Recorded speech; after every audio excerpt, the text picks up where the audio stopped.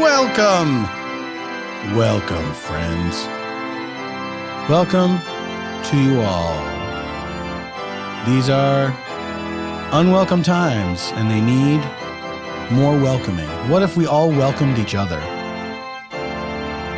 Yeah, all the time. I'm saying, what if society was crazy and all anyone did was welcome people to places they already were? What if you wake up in the morning, you turn to your spouse, and you say, welcome, instead of good morning, or I dreamed you made me mad. The traditional greeting. I had a dream where you did something that I did not like. And now you are responsible for that in the waking world. Yes, Morpheus, you have built this transgression, and I bow to you. Whatever happens in dreams outranks real life always. I had a dream you could fly and I couldn't. How dare you? You can see how that would tear a couple apart, though. If one person had the power of flight and the other didn't, and even if you tried not to use the power of flight around your partner, like you try not to bring it up all the time. Like you say, okay, here's the deal. I'll never fly in front of you.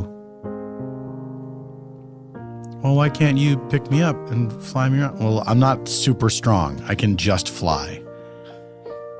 What is that supposed to mean? Oh, here we go.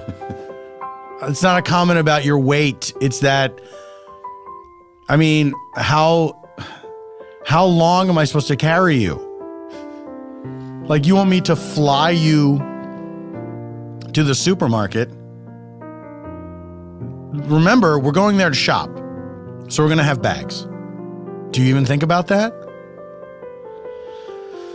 So, you try to avoid these situations, but then, of course, you're going to tell a story at some point, and you try to leave out the part where you flew. Oh, how'd you get there? I just flew there. Must have been fun. Guys, you got to go to couples counseling.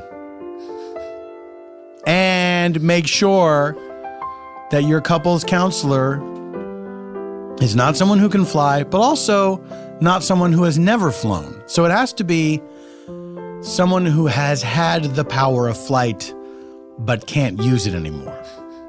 Now that's very specific and probably will not be covered under your plan. You're going to go out of pocket for that therapist, but worth it. Do you care about your relationship or not? That's right, guys. Tough love. Ladies and gentlemen, welcome to Spontaneanation with Paul F. Tompkins. I am the second part.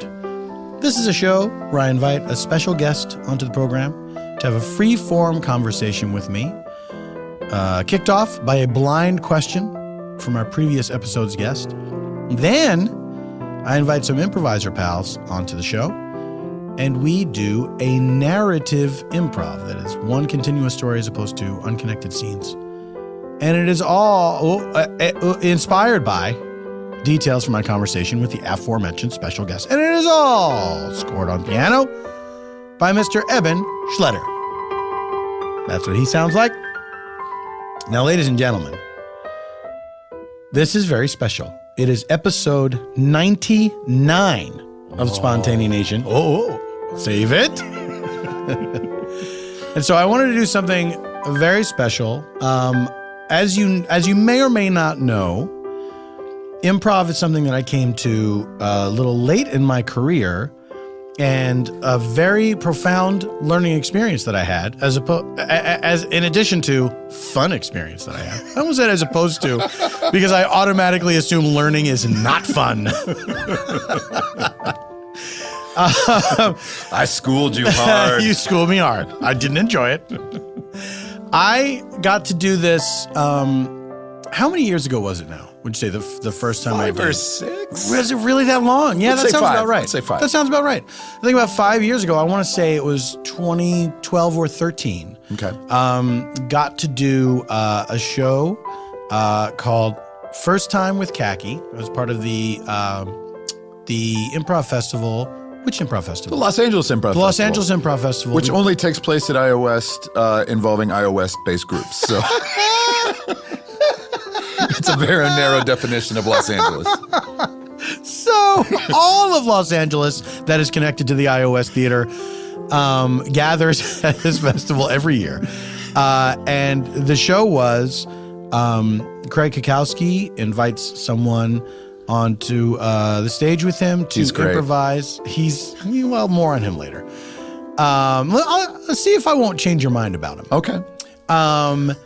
And it's just Craig and this person. I got to be that person for that show. And we ended up doing, it could be anything, but we ended up doing a narrative improv. We ended up doing one continuous story. And it was kind of this weird Twilight Zone-ish kind of thing that was a lot of fun. And two doppelgangers meeting is basically what it was. Yes. Was it?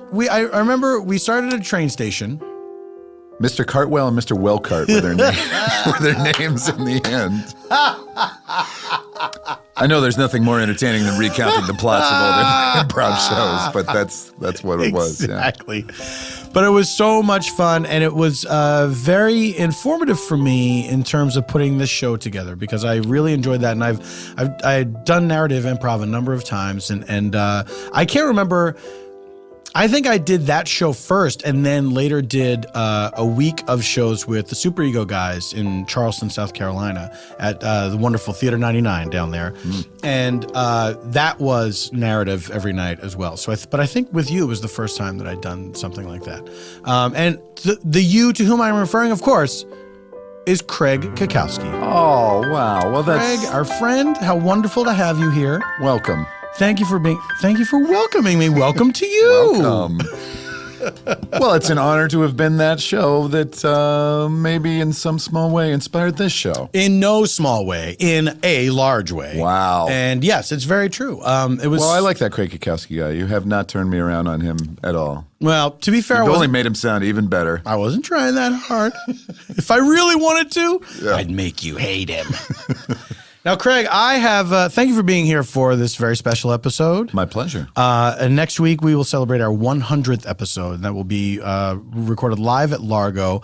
So I wanted to do a special thing in the lead up to a special thing and have you here one-on-one.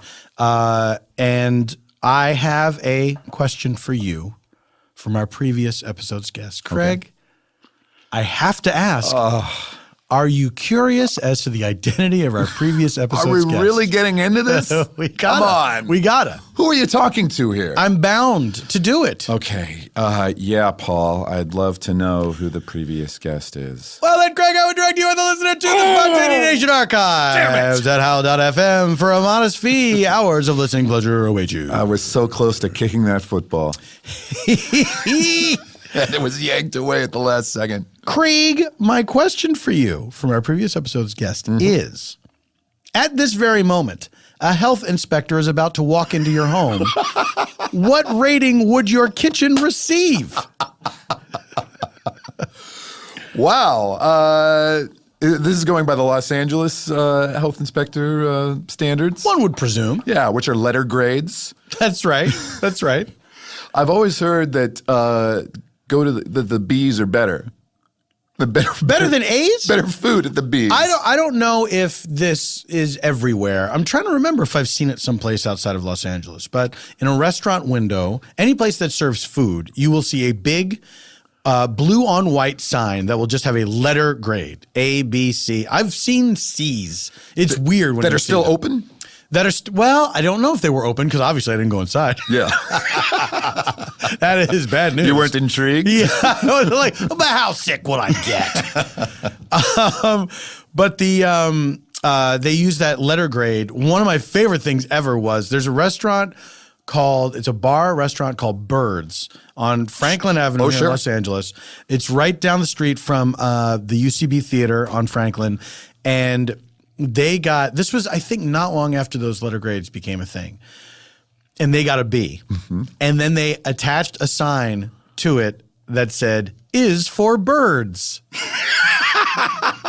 It was the best to me. Sure. A way to make lemons out of lemonade. Like, let's have fun with this. They put a positive spin on it. Yeah. Also knowing, because it's one of those neighborhood places that has a strong neighborhood clientele. Yeah. And they're like, the same people are going to be coming in here. We're not going to lose any business. Yeah. We don't need an A. They get drunk first, then they order the food. And what are we going to say? A is for albatross?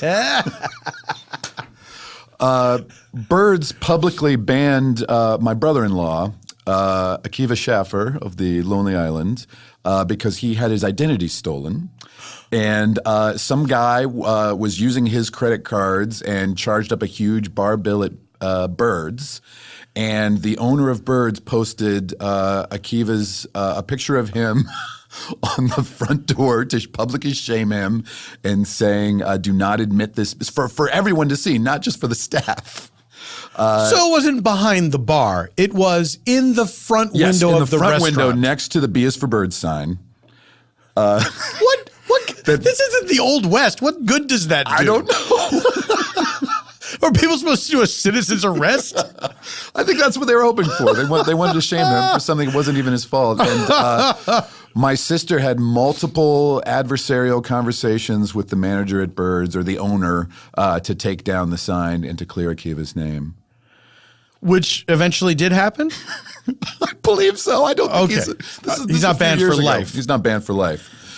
Well, this has given me plenty of time to think of the answer to the question. You keep thinking. That owner, if memory serves, was a blonde woman. Okay. Do you know who I'm talking about? I do not. This was a man she was dealing with. So maybe it was a manager then. I wonder if they were. I always assumed this woman was the owner. She was like this cool-looking blonde lady, a little bit older. I mean, I'd say that now, but it's like at the time when I started going there, I was still in my 20s, maybe early 30s, and she was probably in her 40s. Like an older lady. Sure. But she was. I remember this. This will give you an idea of the type of place Birds is. Somehow, someone at the bar flipped a coaster, like one of those cardboard coasters, at a clock that was hanging over. I don't know if it started with the clock, but it was like they did it as a joke, and it knocked something over. So then it became a contest to try to knock the clock off of the wall, right? With a coaster. With a coaster. Everybody was doing this. It escalated to the point where that woman that I thought was the owner, she started doing it. Mm-hmm. I am turned away talking to friends. When I look back like a half hour later, because I hear a noise, the owner has a football helmet on, and she's got a plastic, like an oversized plastic baseball bat, and she's just smashing the clock on the wall. So that's Birds. The clock had become a piñata at that point. Yeah. And safety first. So Craig, that's how it escalates. It starts with coasters, it just goes downhill from there. B. I'm going to say we get a B. Oh, that's not bad at all. Yeah. That's not bad at all. There is animal hair. That's probably because you do have pets. You have a dog and a cat. I have a dog and a cat. Where I'm not supposed to say this, but we're getting another dog. Why are you not supposed to say that? Well, I was told by the person that I live with who is adopting this dog. Like, no matter what, when you go on the podcast today, do not. This is the one thing. Do not mention and. Why? I don't know. For real? Yes. Why? I think maybe it won't work out. I don't know. Does this person want to keep the dog secret? Perhaps. I don't know. I can't reveal this person's identity, but she is a person that I live with. Right. And we are adopting a senior. So it's a woman. It's a woman. Okay. You can narrow it down in that way. Right. We are adopting a senior dog. To take the place of Shirley, who we had to put down a while ago. So you're just trying to speed up the process. Yeah, we're trying to speed up you liked that part of it so much. That was the best. Saying goodbye. Or is it that you won't have time to get that attached to this dog, so it'll be easier? Yeah. Well. So we're adding this dog to the kitchen factor. So just more hair. The kitchen factor. traces of shit and But you put traces of shit. Well, the cat, tracks litter, through the house. It's the worst, yeah. In minute amounts, sure. Cats are supposed to be so fastidious. Like, you know what I mean? Like they're so like this is what you do. You do this and then you do this to destroy all evidence that this has been done. Yeah, but when you shit in a box full of sand. When you shit in a box. Yeah. Full of sand. And you guys use sand. You do not use cat litter. That's right. Yes. We go straight to the beach and get it from there. That's right. Yeah. Why live here otherwise? Yes. We're in LA, baby. I go down to Venice Beach. I do a workout on Muscle Beach. Hey, my cat could shit in mountain dirt in the morning and then Malibu sand by sunset. I rollerblade down the Malibu boardwalk holding my cat litter box. And then get some sand, and then it's 2-hour drive back home from there. And I do this every week. Worth it. Yes. Every week. So yeah, that may be a fact. We also have a leaky tap right now. Oh. And you know what? The oven doesn't work. That might be a factor. The oven always sets off the smoke alarm, so we do not use the oven to cook. Do you guys cook? We like to cook. It's basically stovetop. Right. We did lots of stuffing. Yeah, a lot of stuffing. A lot of stuffing, so Jiffy Pop popcorn. Yes. Why can't Thanksgiving be year round? Stovetop stuffing. So good. It's tough to beat. Yeah, we did sponsor Blue Apron for a while. Yeah. And we really enjoyed that. Sure. And I just liked how this is, I have no investment in the sponsor or in this company at all. I don't give a shit. But they were really great, and I like that it's the exact amount of ingredients you need. Right. Because like my mathematical mind works that way. I don't like having extra stuff or knowing like how much to make to cook for 2 people. Like they always give you the exact amount. So someone that lives in my house is a cook. Loves to cook. Okay, trying to narrow it down. Yeah. And this person, I think, gets recipes that are for armies. Yes. And so we have a lot of leftovers. Yeah. And which is great because it's like there's always food in the house. Yes. But it's sort of, day 5, you're sort of thinking, I want to eat something else. I believe you switch up the meals. Yeah. Like you'll eat it for dinner one night, lunch the next day. I feel like there was a baked pasta when I ate over at your house that was for an army. Yeah. And it was just the 4 of us, right? Yes, it was like 100 servings of pasta. We thought in case there was going to be a contest, because sometimes, a casual dinner party will turn into an eating contest. You never know what you're going to get. Yeah. Or a clock breaking contest. So when you did the Blue Apron, would you take the battery out of the smoke detector in order to cook the meals? No, though the previous tenants did do that. They disabled all the smoke alarms, but they just left the oven just filthy, and it's just got this layer of grime, and we've tried to clean it multiple times, and no matter how many times you clean it, it's just smoke is just pouring out of this oven. Also, the thermometer is broken, so you have no idea of what it's set at. Great. We probably should ask for a new oven from our landlords, but we're afraid they'll raise the rent if we do that. So, why?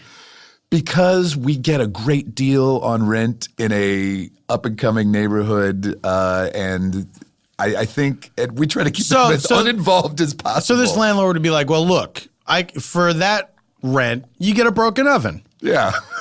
We're not talking about basic human Comes decency with the territory. Here. Yeah, exactly. Yeah. Can't have everything. Can't have cheap rent and a basic working oven. Yeah. Sure, I'll get you a new oven. I'll double your rent. Double the rent. Well, you could sell the old oven probably. Yeah. I don't know. It's a shitty oven. Have you ever worked in the food services industry? Well, we certainly talked about my time at D.B. Kaplan's Deli, where we had 148 sandwiches, including Slaw and the Family Stone and Sam Enchanted Evening. That's right. Yeah, I did deliveries for a while. I was a counter boy at the deli. I waited tables and I tended bar. Wow. I did all of that stuff. How was it tending bar at the deli? We did not get a lot of customers. Really? Yeah. But some people. Some people. Who drinks at the deli? Did you have regulars? Yeah, I did. They would usually be. It was at a mall, so it usually would be drunks who worked at the mall.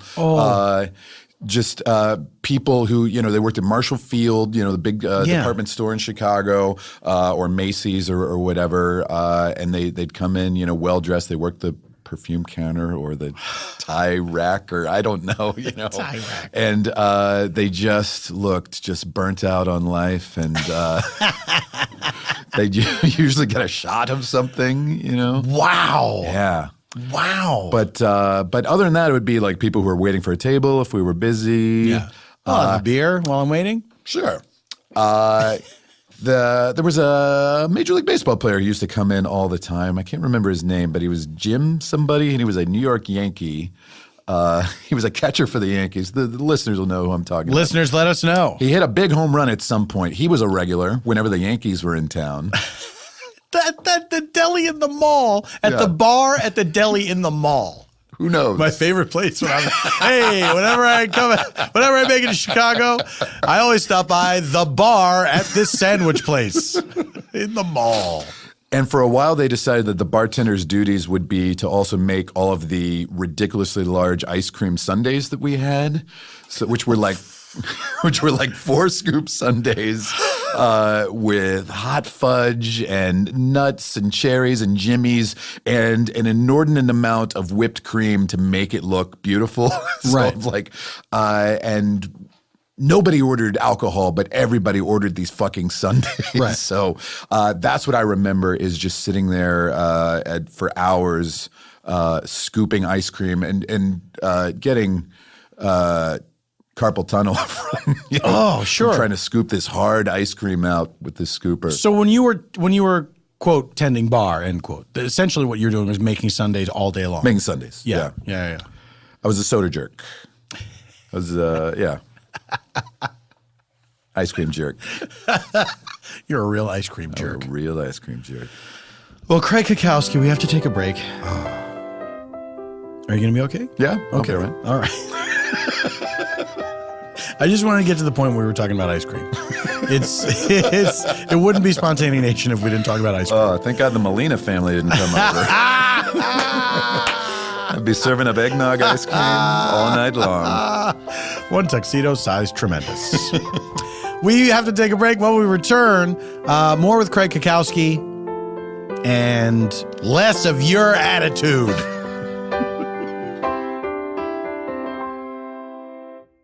This week's Spontaneanation is brought to you by HBO's new show, Crashing, starring Pete Holmes as Pete, a sheltered suburbanite. He marries his childhood sweetheart, and he dreams of making it as a stand-up comedian. Oh, it's not that simple, though. What if that was the whole show? Here's the thing. This is the inciting incident. Pete finds out his wife cheated on him. Then his world unravels, and he has plunged into the deep end of the rough and tumble New York comedy scene. Oh, I'm talking sitting at that one table at the cellar, busting balls. Pete's got to crash on other people's couches, and in the process, he learned some hard lessons about life and himself. Yeah, they covered their bases.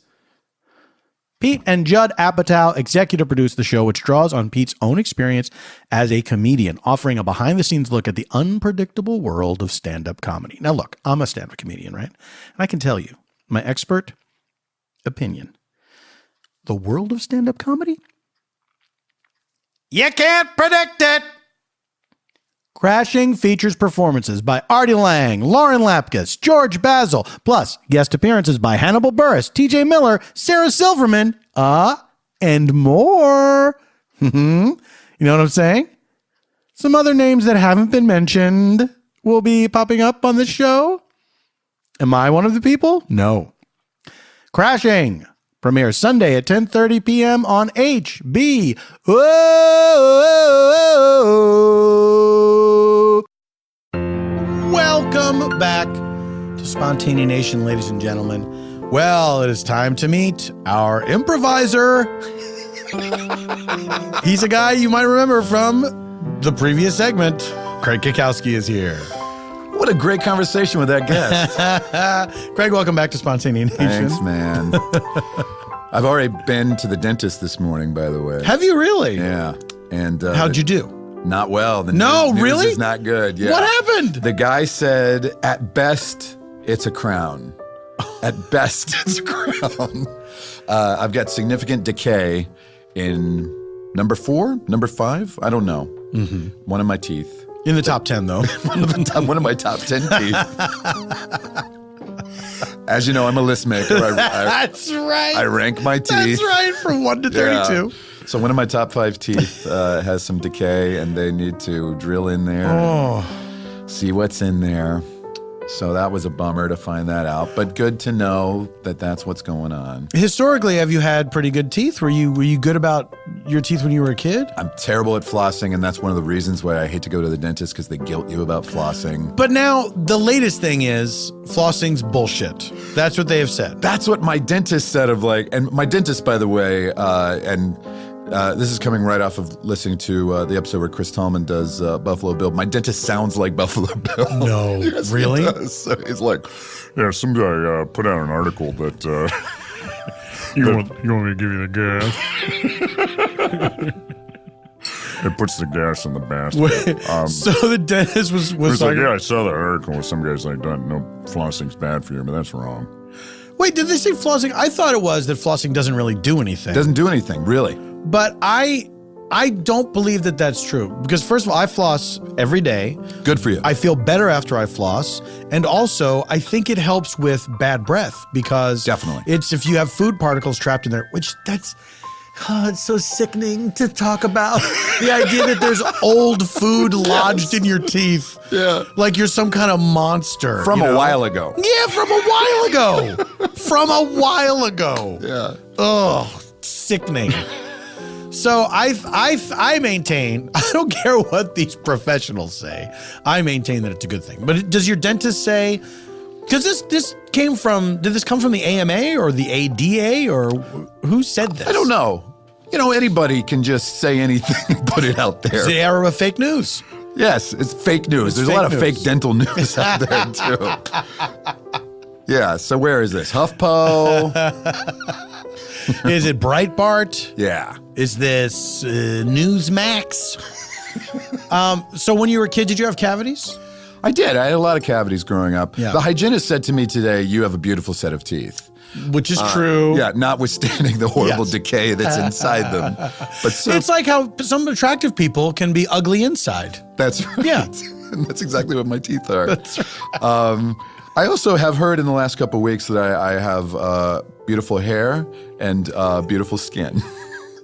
I would say From makeup and hair professionals. I would say yes on both counts. Well, I thank you, Paul. Yes, it's true. Absolutely. So I got the skin, I got the hair, I got the teeth, The outside of the teeth. and I'm rotting inside. That's right. I had a makeup person tell me recently, and I was, this was like a compliment I was waiting to get. And finally it happened. I can't believe it took this long. Yeah. But you know, you have to, when makeup is being applied to your face, and I hope you know the joy of this. Most women do, of course. You go get makeovers and stuff, and to have somebody else do it in a mall, oh, what a wonderful feeling. But for men, maybe not as often. When they have you look up so they can do under your eyes. Yep. And finally it happened where someone told me, you're very good at that. You hold very still. Very good at looking up. Yes. Like, not like having my eyelids flutter like crazy because Yeah. I'm afraid someone is attacking me. I feel like I remain very still, look up and looking up without creasing my forehead, you know? Like that's because That's an acquired skill. it's an acquired, you have to really think about it. And I was so happy to get that compliment. I mostly just keep my eyes closed and then they can get in there anyway. But I really, I'm squeamish about that look up part because they're digging around like close to the eye with these Digging around. little brushes. It feels like a hamster kind of scratching at your eye trying to get in. Wait, are they putting mascara on you? They're just putting Frequently, they're yes. just putting like pancake makeup on me. I'm very vain, yes. I want my eyes to pop. I want my eyes to pop when I'm on camera. Now you notice I've gotten compliments on my skin and hair. Not so much about my eyes. I need some help here. I want those lashes compliments. But you get compliments on your eyes, I bet. You have green eyes. I do. It's not, you don't see that every day. I remember my dentist when I was a teenager, Dr. Vacay. What? Her name was Rena Vacay. How is it spelled? Vakay. Okay. All right. And I remember the first time I ever heard the term vacay to refer to a holiday. And holiday. I just came back from Great Britain recently. But when I was working at D.B. Kaplan's Deli, I had gone home to visit my parents, went to the dentist while I was home, went to see Dr. Vacay, and one of my fellow surfers. We used to surf Lake Michigan. You guys were real beach bums. Yeah, real beach bums, bro. We used to surf Lake Michigan. Some major waves there, bro. One of my fellow servers at the deli said, "How was your vacay?" And I was like, "How do you know my dentist's name?" You're being very familiar. You're being very familiar. But Dr. Vacay once complimented my eyes while I was about to go under to have my wisdom teeth removed. She's like, "Look, this guy's beautiful eyes. Look at this guy's eyes. This guy?" Yeah. She's like elbowing the hygienist? Talking to the hygienist. Hey, check it out. Look at this guy's eyes. He's got eyes like Superman. Like, who's that guy? Christopher Reeve. Who had blue eyes, I believe. Well, who knows what was going on in Dr. Vacay's head. But more a Superman-like quality that you project through your eyes. I will take that. I'll take Superman's eyes any day. They're the windows to the super soul. X-ray vision. Ooh, la la. Dr. Vacay. Greg, we have to take another break. What? Yeah, I know. I know. When we return... At least I don't have to improvise. No, well, now hold on a second. Oh, okay. During the break, I'm going to ask you for a location for our improv. Okay. Then, or maybe we ask someone else. Yeah, I wouldn't mind that. Yeah. Okay. It's not unprecedented. And then we will do our improv. All this and nothing else when Spontaneanation returns. Uncle Bertie's Botanarium, here comes season 2. Again, that is not the theme song. I think it's a very good candidate for it, and maybe somebody should have asked me. Hello. Thank you to the Mysterious Secrets of Uncle Bertie's Botanarium for sponsoring today's episode. What is the show? The show is Jermaine Clement from Flight of the Conchords, one of the funniest duos ever. He returns as Lord Joseph Banks with all new adventures in season 2 of this amazing podcast. In the new season, we rejoin the crew of the Fortitude on their quest to find the source of all pleasure in the world. It is called one of the best scripted podcasts by the AV Club, and it is a hilarious comedy adventure in the tradition of Monty Python. Here's what I want you to do. If you want to find out more, listen to an episode for free. Go to unclebertie.com. UNCLEBERTIE.com. That is unclebertie.com. Guys, I don't steer you wrong. I steer you right. Ooh, welcome back to Spontaneanation. It's time to reveal our location provided to us by someone here. Not going to say who. It was Kevin. I didn't want that responsibility. Yeah. I mean, we've done it before where the improviser has provided, someone who's participated in the improv has provided, but seeing it's just the two of us. Yeah. It seemed like, let's go. It seems like they could work up a whole storyline in their head and then force it in that way. Exactly. Well, and we're magicians here, nothing in our hands. That's right, but we are tricking you. Yes. I like that when magicians didn't like the term tricks. They're like, illusions. It's like, what's wrong with tricks? It's fun to trick people. Yeah. David Blaine changed it all. He's just straight up doing tricks. Yeah. All right, here we go. First, just so as you know, before we do our improv, let me explain something to you. In order to aid us in our storytelling, we use 3 sound effects to move us about in time. Let's say we're in a scene, we want to go somewhere else at the exact same time. We'll use this meanwhile button. Whoosh, we're over there. Same time, different place. Let's say someone is having a memory or we are discovering how something came to be. We will travel backwards in time using this flashback button. Dr. Harp Glissando. Let us say we don't wish to live in the past forever. We want to return to the present day from a flashback or travel to the mysterious future. We use this flash forward sound effect. I've made it so simple, everyone can understand it. And yet, just had to do some major edits on an episode recently because one of our improvisers just kept hitting the same button over and over again for everything. So, now that you know that, here we go. It is time to reveal our location provided to us by Kevin here at Earwolf. And that location. Now, if you're engineer Ryan, what would Kevin's title be? Studio manager. Studio manager, Kevin? Nope, he shakes his head. He does. Production coordinator. Did you used to be studio manager? The titles are similar. The titles are similar. They don't sound similar at all. They don't sound similar in any way, but you prefer production coordinator. Yeah. All right. Good old production coordinator Kevin has given us this location, and that location is Ice Cream Parlor. Ice Cream Parlor. We take you now to an ice cream parlor. Hey, what's taking so long with my drink, man? I'm fucking dry. I'm starting to sober up over here. Sorry, sir. I just need to get these sundaes What do out. you do? What are you making sundaes? Ice cream sundaes? Yeah, this is an ice cream parlor. We do happen to have one tiny one-stool bar here for some reason. Well, so I don't, as a customer, I don't get any consideration. Look, Rudy, you come in here 5 times a week. That's right. Okay? Whenever I'm in town with my baseball team. Yes. I always Which make- frequently, you're the home team. That's right. So I'm here all the time. Well, except when you're on the road. When I'm on the road, which I don't like to do. It's so hard to find ice cream parlors with bar. Yeah, I don't know why it's set up that way, Rudy, but yeah, I'm going to make your up Manhattan in a second. Listen, Cal, can I tell you something? Sure, Rudy. I've heard all of your stories so many times before. What are you talking about? You tell me the same stories. I never have told you a story more than once.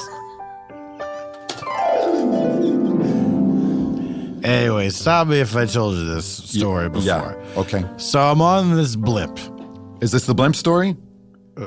Wait. Are there multiple blimp stories, Rudy? Because I've heard the blimp story before. Hey, did I ever tell you about that The blimp? time? Yeah, you've told me about the blimp before. Multiple times. And it was filled with helium, right? Yeah. That's why they don't. The humanity of the humanity? Yeah. Okay. Hey, that balloon reminds me of a story. Oh, yeah, Rudy? Yeah. Did I ever tell you about the time that I was on a blimp? No. Yeah. Well, for your information, I was not going to tell a story about a blimp. Oh, you weren't? Okay. Not anymore. Well, don't be offended, Rudy, okay? It's just a common, affliction that goes along with alcoholism. Look, what? Cal! Memory loss. Are you... Did you just call me an alcoholic? Come on, Rudy. Let's not mince words here. I know your story. I know all your stories. Yeah, I guess you're right, Cal.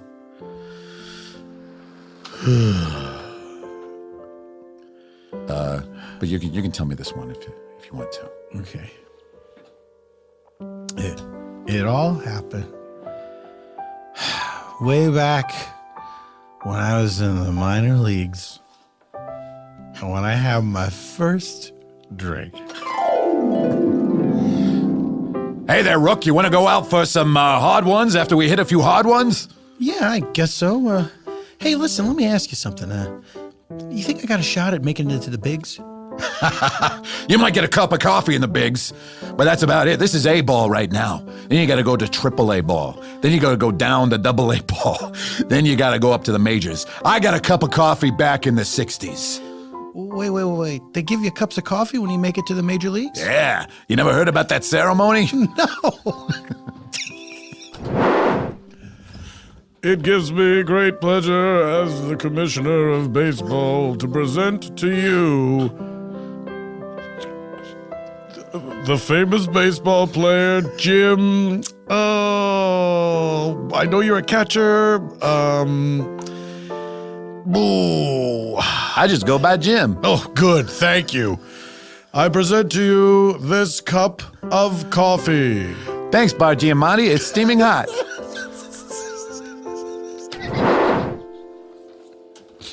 Wait. Yeah, Rook. That's what happens. You get a cup of coffee. Wow. And if you can't stand the heat, you're sent right back down to the minors. You mean sometimes the coffee's too hot? Sometimes it's too hot. Well, If you're a greenhorn. have you ever, been to the show? Yeah, I've been to the show. You talking about The King and I? Oh, yeah. It's my favorite musical. To me, it eclipses all shows. It's sold out for weeks. How'd you get tickets to that? Ah, no, I know a guy on the inside. Who do you know? I know the King.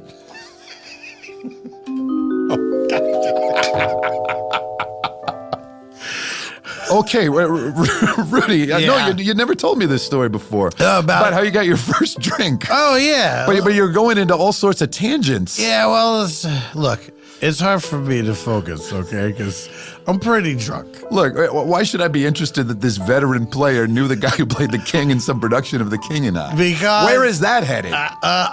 You'd be surprised. So wait, you know Yul Brynner? Yeah, old friends with Yule. How did you guys meet? Hey, hey, nice to meet you, sir. I'm the PA, the, production associate here on the Magnificent Seven. Why are you wearing a baseball uniform?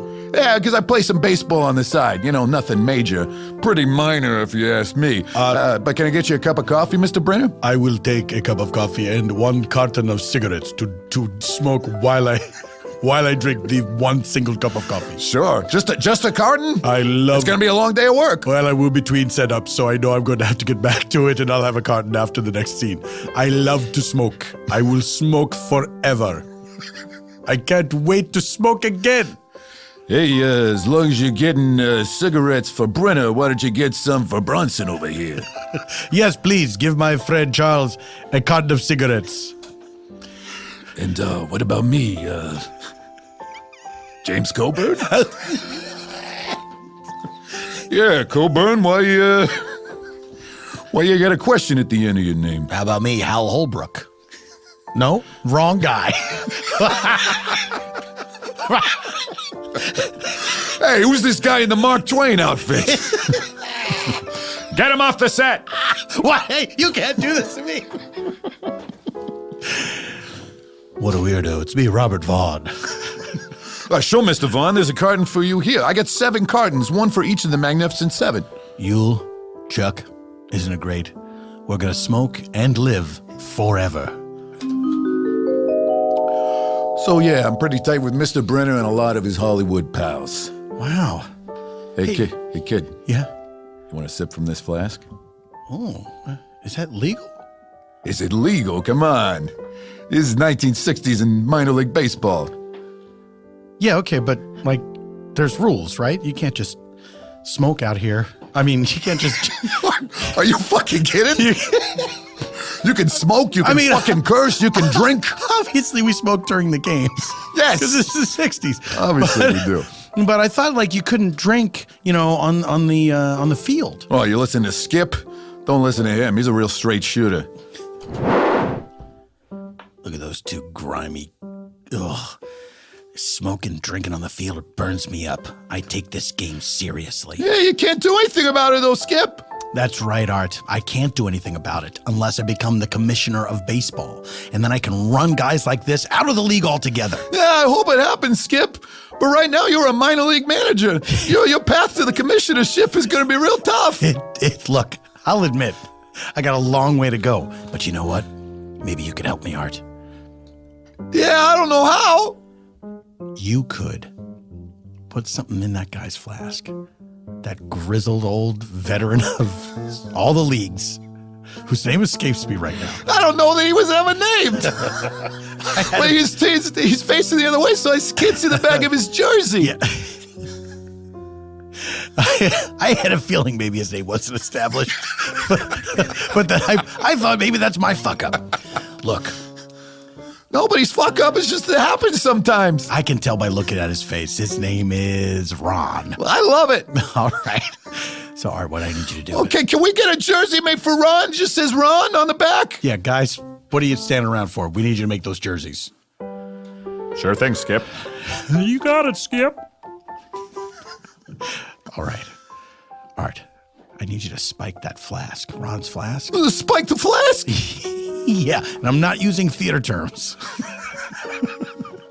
You don't want me to put glow tape on it? No, don't put glow tape on that But flask. it'll be real easy to find in the dark. Yeah, well, you know When the lights go out at the stadium, you know, you can say, hey, there's my flask. I'm not going to trip over it or nothing. Actually, a pretty good point. But here's the problem with glow tape on a flask. It stays in a pocket most of the time. It can't absorb enough light for the glow tape to be effective. See, that's why I'm the minor league manager and you're my assistant. You know so much about basic stagecraft.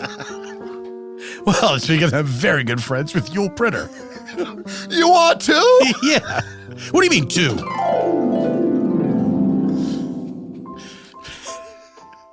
Hey, get away from Mr. Brittick. I'm the PA on this. What are you talking about? I'm the PA. I'm the PA. Wait a minute. What does yours stand for? It's Production associate in my case. oh, mine's production assistant. Ah, much lower. Hey, you into baseball? Yeah, I'm wearing a uniform. Yeah, I'm wearing a uniform too. Yeah, I know you are. Oh, wait. Are you also my manager? Hey, wait a minute. Ron? Oh, now you know my name. Boy, a lot of people know Yul Pritter around here. He's a very friendly guy. Smokes like a chimney. Yeah. You can always find him. Just follow the cloud of smoke. He's like a carcinogenic pig pen. All right, look, Art. You spike that flask. Strike the flask? Nope, don't strike. We're not talking stagecraft here. Okay. I'm saying unscrew the top of the flask. Okay. You pour some of this in there. What is it? It's super addictive alcohol.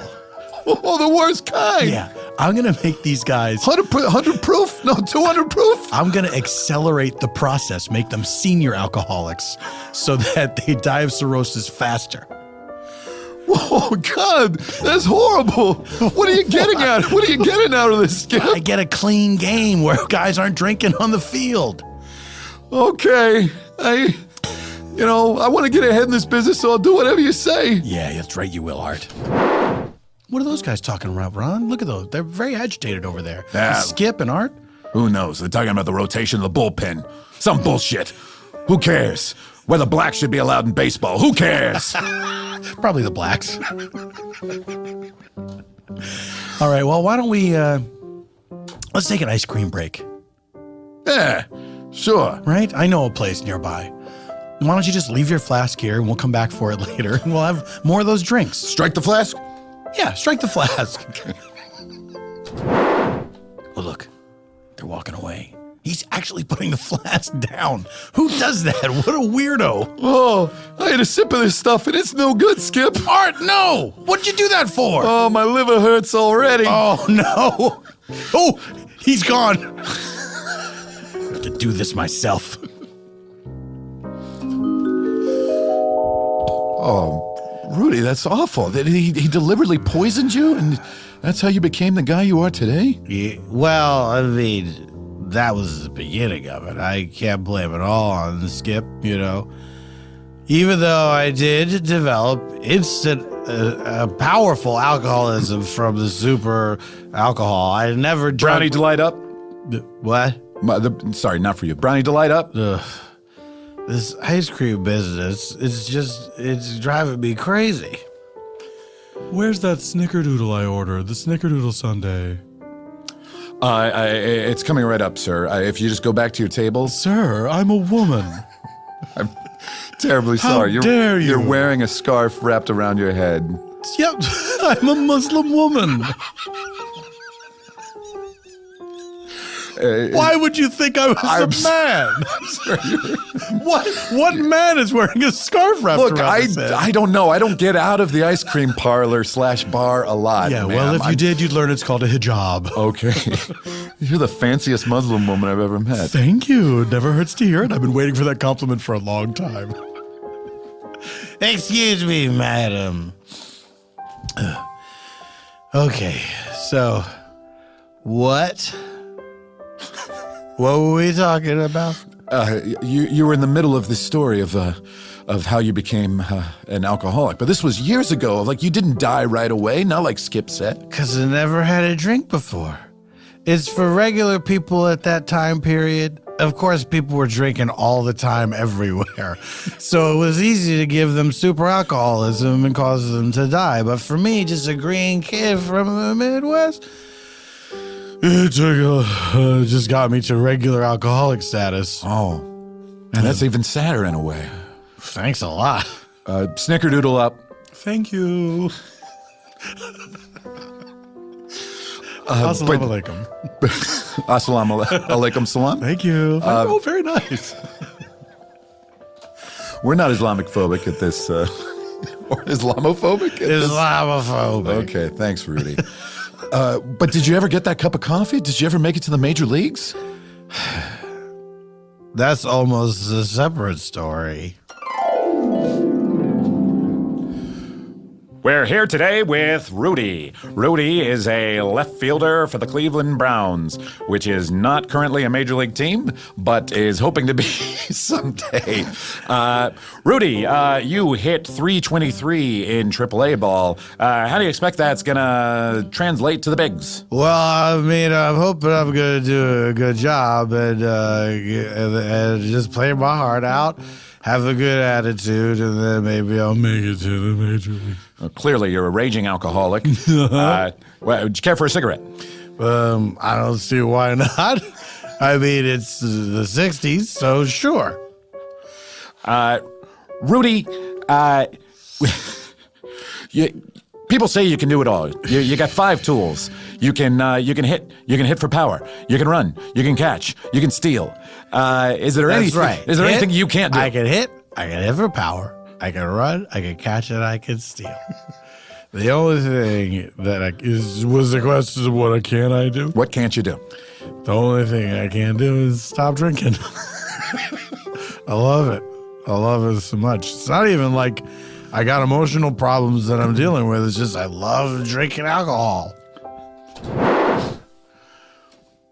Oh, man. Skip. Now that you're commissioner, Rudy's in the big leagues. What are you going to do? This didn't work out like I thought. Why didn't you tell me this kid had never had a drink before in his life? I didn't know it would work out that way, Skip. You know, and I'm kind of an alcoholic now, too. Yeah, I know. Did you tell them my voice changed? You're pretty functional. Yeah. I'm doing a much better job than I used to.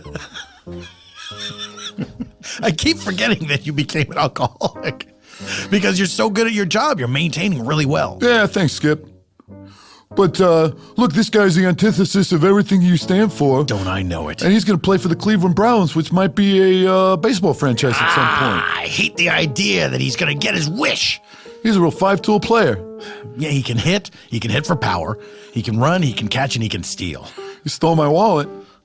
Oh, he literally stole. Oh, yeah, he steals. Can't base run for shit. Why did he steal your wallet? Hey, all right, what's going on? Hey, Rudy. Fancy running into you at this bar. Hey, yeah, I just got 3 scoops of cookies and cream. Huh. What are you doing here? You don't seem like an alcoholic to me. Well, you know, I did have a sip of that magic alcoholic juice, and now I got cirrhosis of the liver. Oh, I'm sorry to hear it. Yeah, I'm hooked for life. Hey, let me ask you a question. I hope it's not too personal. Not at all. How loose are the pockets of your pants? They're very loose, in fact. They go all the way down to the floor.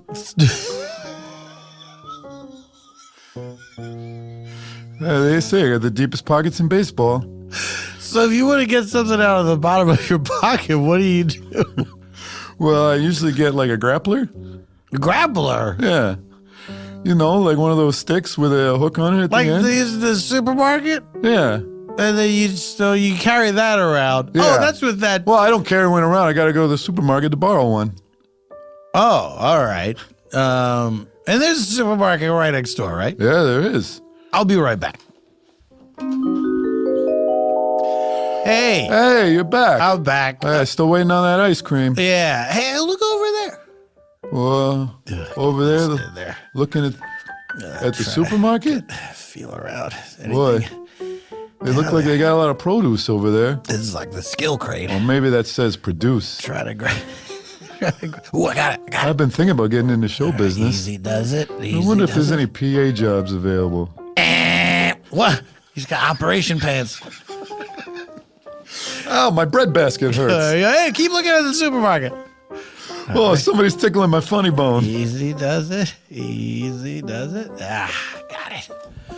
Hey, I'll pay for these drinks, Art. Oh, that's nice of you, Rudy. I'm a nice guy. Don't let anybody tell you different. You're a real 5 tools. Here you go. Did you call me a real 5 tools? I don't know. See, this guy. I feel conflicted about this, Art, because I kind of made this Frankenstein, you know what I mean? Yeah. He was just an impressionable kid, and I jumped the gun, and I ruined his life. You created him in the same way you created me. Well, to be fair, you just took a sip of that stuff. That's on you, Art. Okay, That you're is right. firmly on you. Yeah, I blame Art for Art's sake.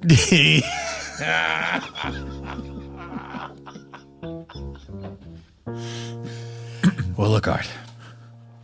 If this stadium is going to get any rating higher than a B, we got to clean out all these drunks. Oh, yeah, because the stadium inspector's coming in. He's going to be here any minute. In a B stadium, you can only fill it halfway. That's right. So, okay, before this big game, which is this is a big game that's not the World Series. We're playing the Cleveland Indians. Yeah, we're playing for the right to represent Cleveland in the Major League. That's right. And I mean, look, they got to go with us. They got that racist mascot. No one's on board with that, right? They can't be. I don't know. It's the 60s. You're right, Art. It is the 60s. People still think it's perfectly acceptable and not at all a grotesque caricature of a race. played Indians and Mexicans in movies. What, Charles Bronson? What are you doing here? Yeah, I came to visit my old friend. Have we heard the crack of the bat yet? No, hey, Mr. Brenner, help yourself to a carton. We just got a bunch lying out here. Oh, thank you. We're having a bit of a Magnificent Seven reunion here at the baseball game. Do I sound like Dracula? If I do, I'm sorry. I'm studying for a role, and I've immersed myself. And I am here too, Bela Lugosi. Oh, Bella, hello. My goal is to be the second bald Dracula ever on film. Like hell you will. It's time to reclaim the Nosferatu legend. Oh, where is Ed Wood to shoot me up with heroin? He'll be along directly. This stadium has a B. I mean, anything goes here. B is for bat.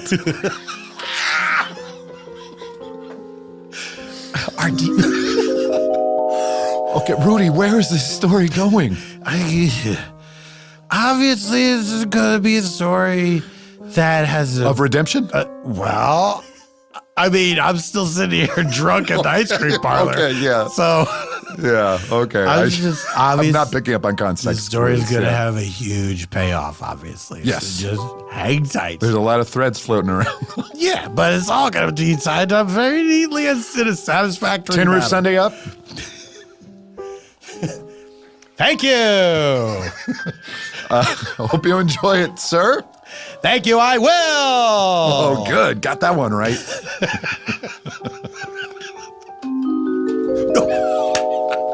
I'm sorry, I fell asleep for a second. Rudy, you were asleep for 2 hours. Oh, no, really? Yes, we went forward in time. Where was I in my story?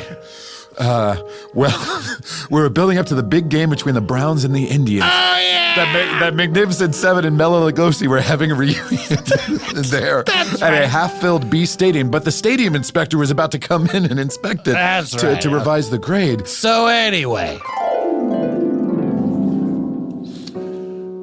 Well, where is the manager of the stadium, the commissioner of the league? Skip, the health inspector's here. Oh, hello, sir. How do you do? I do quite well, thank you. I do quite well in condemning stadiums. Oh, no. Now then, let me see your... Dugout? Yes, I want to see the dugout. Okay. We only got one. Both teams hang out there. What? Hey. This is outrageous. Well, we do things a little differently here. Well, everyone's packed in like sardines. Here we all are. I'm a Brown. I'm an Indian. You don't mind we're if going I'm to fight here, do each you? other. Well, it's crowded here in the dugout. Let's go. Yeah, you get Who's off my home? Who's side. away? I'm the guy who... Look, I have pinstripes. Well, they're just arguing. They don't even know who's home and who's away. They're both Cleveland teams. It's a real rhubarb going on. They're caught in a pickle. I'm just throwing out baseball terms. Enough of the chin music. Now then, I'm about to pronounce the final grade for the stadium. I've seen enough. How hard can it be to pronounce? It's just a letter. I think, Art, I think he means like he's going to announce it, but it's in You a think he says fancy way. like Zed? No, I don't think. Or Bay? Wait, Bay have you been for to B? Great Britain recently? Oh, yeah, I've been to Great Britain recently. Silence! So you call it cricket over here? Yes, it's similar to your basing ball. Well, how do you play? Well, everyone shows up in their nicest clothing. They stand around drinking tea and mixed drinks, cocktails and such. Everyone is just lying on the ground watching. It's a very casual sport. And a match can last for days? Oh my God, it could last for weeks and months. Wow. The first cricket game is still happening. Cricket. Cricket. Cricket. Now you hear the crowd. They're all chanting cricket. This is very quiet, though. Yes, well, This is not much of a chance. it's very polite. This is Great Britain. Yeah, it was a real fun vacay. Silence! Wait, my dentist? Did you mention my dentist, young man? I don't know who your dentist is. Well, I'm about I'm to just talking tell about the you. vacay that I had. Yeah, there it is again. This is highly irregular for a commissioner's assistant, clearly a functional alcoholic, to be talking about me, the stadium inspector's dentist? Yeah, shut up, Art. You don't want to get the inspector all mad before he does his pronouncement. Who are you? Who are you to yell at this young man? I just came for a cup of coffee. Aren't you Ron, the baseball player? Yeah, look at the back of my jersey. There's the proof. I'm good friends with Jim. Jim, the baseball player? Jim, the baseball player. Well, I'm glad you're here so you can hear my pronouncement, and you'll find out whether or not you, a member of the Cleveland Browns, will be going to the big leagues. Make sure you deliver the pronouncement from your diaphragm. That's right. It's good to project it, and, I'm out of cigarettes. Something to be said for mumbling, too. Good point. I agree as Robert Vaughn. Don't forget about me. I stop by between performances. Wow, the wisdom of Mark Twain. Starring Hal Holbrook. Hey, and isn't that Dixie Carter behind him? I should say it is. Do you know each other? Hal Holbrook, this is Dixie Carter. Dixie Carter, Hal Holbrook. I think this is the beginning of a beautiful friendship. Silence, all of you! It is time for the pronouncement of the letter grade of this stadium. And that grade is... A! A! A? A is for atrocious. No! This stadium is condemned. My letter grades work differently. You should have gotten C for colossal success.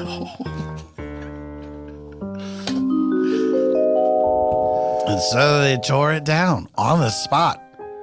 The guy... What stadium was that, Rudy? That was called Cleveland Browns Non-Racist Stadium. Oh.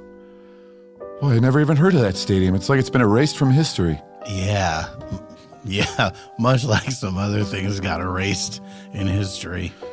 So it was a Manhattan Up? Yeah, just a Manhattan Up. I hope you haven't lost your buzz. I know I've been making so many Sundays for the past few hours. No, that first sip of super alcohol really lasted a long time. You're still drunk off that first sip? Well, I've always maintained a nice, mild buzz at the very least. Okay. Yeah. Hey, what's your name again? Just look at the back of my jersey. What does that say?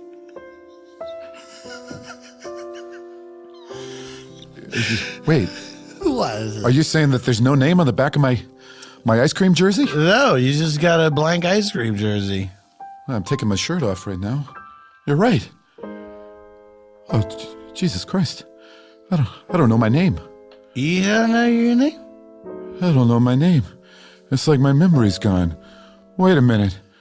What did you slip into my water, Rudy? Well, I must admit I was lonely, so I put some super alcohol in there. Oh, God. Now I'm a drunk for life, too. Welcome aboard, Fred. Let's call you Cal. Ah, that sounds familiar. Hey, listen, Cal. Did I ever tell you the story about the blimp? No? And it all happened in a place called Ice Cream Parlor.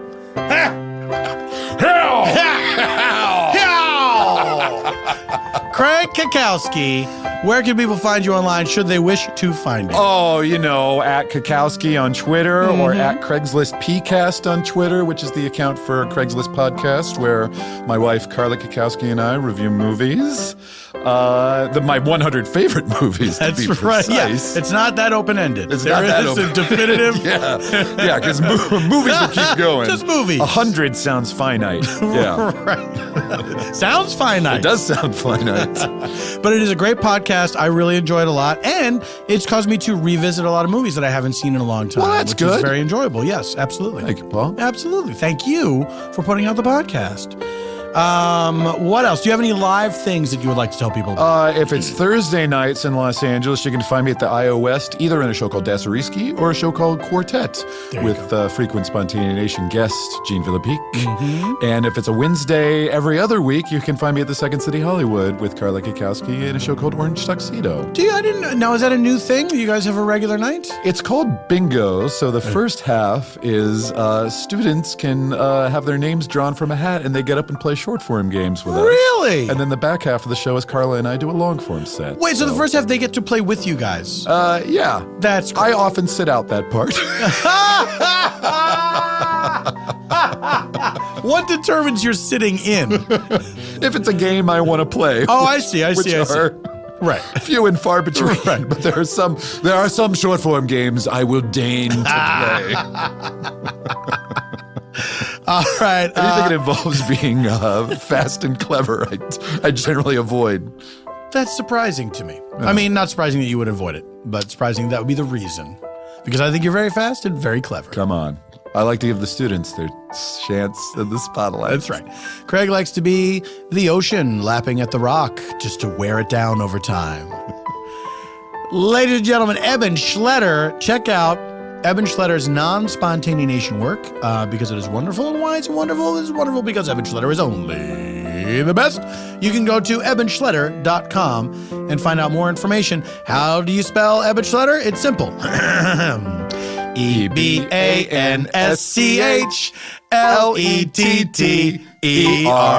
All right, it's a good song. .com. As for me, let's see, it's February. I don't really, as of this recording, I don't have any live shows lined up. We were just in San Francisco for Sketchfest. Good time. Always good time. Thank you, little Janet Varney. No, it was me, Craig. What? Did I sound like Janet? How long was I out? I will say that season 3 of Bajillion Dollar Properties is scheduled to happen in the spring. You can see that and the return of Todd the Janitor, which we are all very excited about. I don't have the exact date yet, but hopefully that will be look-upable as of your hearing this. Can't wait for it. You can find me at PF Tompkins on all the things. PaulFTompkins.com for live dates in case any spring up between now and then. I forget to mention this a lot of the times, but Spontanea Nation has a Facebook page. There's a Facebook group. Has its own Twitter handle. Its own Instagram that I never use, but I always tag Spontanea Nation in my photos that I post. And you can join the forums on Earwolf. And on Reddit, there are some Spontanea Nation forums there where you can discuss the show with like-minded people. And thank you very much for even thinking about doing so. If you would like to leave us a review on iTunes, it helps people find us in the rankings, and it looks good. It just looks good, So if you like the show, go on and give it a 5-star review. If you're looking for something to say, here's what you can say. Craig and I will come up with a review. You can use this word for word. As an iTunes user, I never thought I'd be writing a review like this. But here I am writing it. This podcast is just the greatest thing. Since sliced bread. And I should know because I sliced the first bread. I'm 1,000 years old. And I will eat and devour you. But this isn't about me. Enjoy Spontanea Nation with Paul F. Tompkins and all his wonderful friends. Signed, the Titan who lives among you. Bye-byes. Okay, so just write that word for word and put it into iTunes. Thank you to Earwolf for hosting us. Thank you to Engineer Ryan for engineering us all the way to the end of the show, which this is. Goodbye forever. Until next week, this is Paul F. Tompkins saying, Semper in Praesenti! Thanks again to HBO's new show Crashing for sponsoring Spontanea Nation. Crashing stars Pete Holmes as Pete, a sheltered suburbanite who married his childhood sweetheart and dreams of making it as a stand-up comedian. But when he finds out his wife cheated on him, Pete's world unravels, plunging him into the deep end of the rough and tumble New York comedy scene, where he crashes on other people's couches and in the process, learning hard lessons about life and himself. Crashing premieres Sunday at 10:30 p.m. on HBO.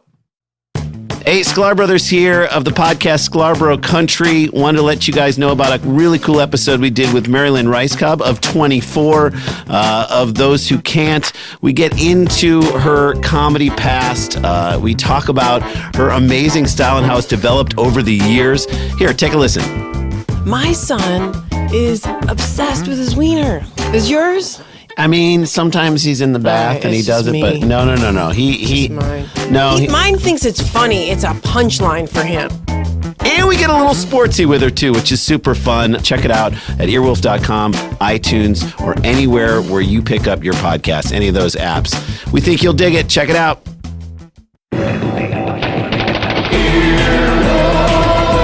This has been an Earwolf production. Executive producers Scott Ackerman, Chris Bannon, Colin Anderson, and Paul F. Tompkins. For more media and content, go to earwolf.com.